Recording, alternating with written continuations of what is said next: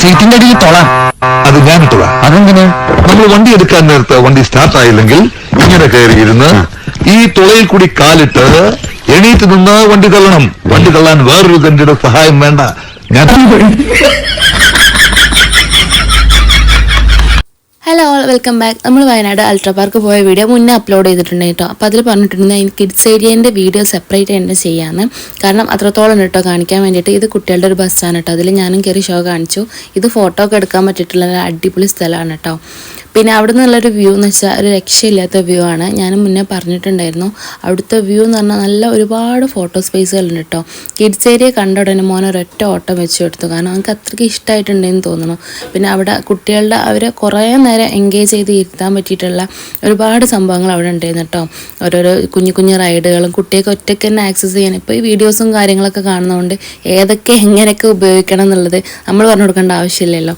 പിന്നെ ഇതിൽ രണ്ടാൾ വേണമെന്നുള്ളതുകൊണ്ട് ഞാൻ അവിടെ ഉള്ളൊരു കുട്ടീനെ പെയറാക്കി കൊടുത്തു കേട്ടോ. ഇങ്ങനെയുള്ള പാർക്കും കാര്യങ്ങളിലൊക്കെ കുട്ടികളുടെ പ്ലേ ഏരിയക്ക് ഇത്രയും അധികം ഇമ്പോർട്ടൻസ് കൊടുക്കുന്നത് നല്ലതാണ്. കാരണം അവരെ കുറേ നേരം എൻജോയ് ചെയ്തിരുത്താൻ പറ്റും. ആ യാത്രാക്ഷീണവും കാര്യങ്ങളൊക്കെ അവരവിടെ കളിച്ച് തന്നെ തീർക്കും കേട്ടോ. പിന്നെ മോന് ഓരോന്നായിട്ട് അവൻ തന്നെ കണ്ടെത്തിയിരുന്നു കേട്ടോ ഏതൊക്കെ എങ്ങനെയൊക്കെയാന്നുള്ളത്. ഇതിൻ്റെ അടുത്ത് വന്നിട്ട് ചോദിച്ചു ഉമ്മച്ചി ഇതിൽ ചാടാൻ പോരെന്ന് ചോദിച്ചു. അപ്പോൾ ആന്ന് പറഞ്ഞപ്പോൾ എന്നെ കളിയാക്കി ഈ ഉമ്മച്ചിനയിൽ കൊള്ളൂല പറഞ്ഞു.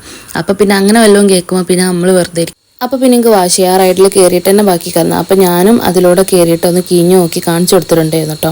അപ്പോൾ മോനും ഇങ്ങനെ നോക്കിയിട്ട് ആന്ന് പറഞ്ഞു. കാരണം ചമ്മിയ വിവരം നമ്മൾ അറിയാൻ പാടില്ലല്ലോ. അങ്ങനെ അതിലൊക്കെ കയറി ഭയങ്കര എൻജോയ് ചെയ്തിട്ട് ആ ഒരു ദിവസം അത്രയും നമ്മൾ എൻജോയ് ചെയ്തിട്ടുണ്ടായിരുന്നു. ഉച്ച സമയത്ത് നമ്മളൊന്ന് പുറത്തിറങ്ങിയിട്ടുണ്ടായിരുന്നു. നല്ല വെയിലായിരുന്നു.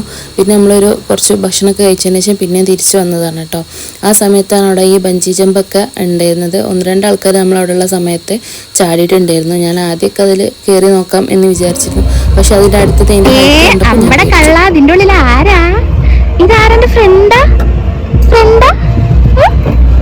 മോനൂന് അതിൻ്റെ അടുക്ക് അവിടുന്ന് അവൻ്റെ അതേ ഏജിലുള്ള ഒരു കുട്ടീനെ ഫ്രണ്ടായി കിട്ടിയിട്ടുണ്ടായിരുന്നു. പിന്നെ ഓരോ 2 ആളായി കളി. പിന്നെ എനിക്ക് അങ്ങോട്ട് നോക്കേണ്ടി വന്നിട്ടില്ല. ഓരോ 2 ആളായിട്ട് കളിച്ചു. പക്ഷെ അങ്ങനെ പറഞ്ഞിട്ട് കാര്യമില്ല. നമ്മളും ഒന്ന് ശ്രദ്ധിക്കണം. കാരണം അവിടെ 2-3 ബോർഡുകൾ പ്രത്യേകം എഴുതി വെച്ചിട്ടുണ്ട്.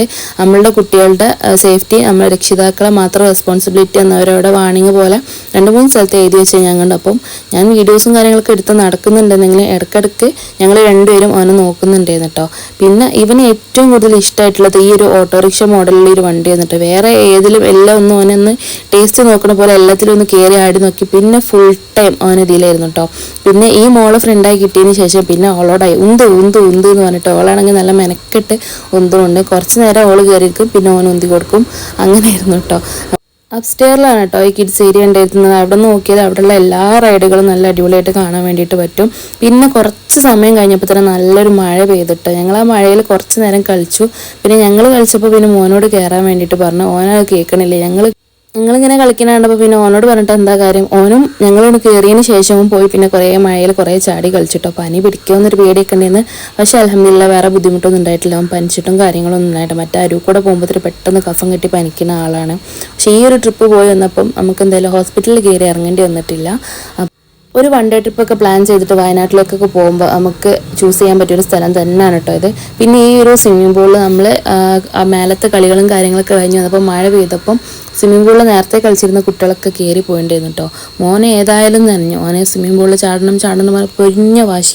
അപ്പോൾ പിന്നെ നമ്മളവിടെ ഇറക്കി കൊടുത്ത് ഏതായാലും അവൻ നനഞ്ഞു. മഴ ചെറുതായിട്ട് പിന്നെയും പെയ്തുകൊണ്ടിരിക്കേണ്ടായിരുന്നു കേട്ടോ.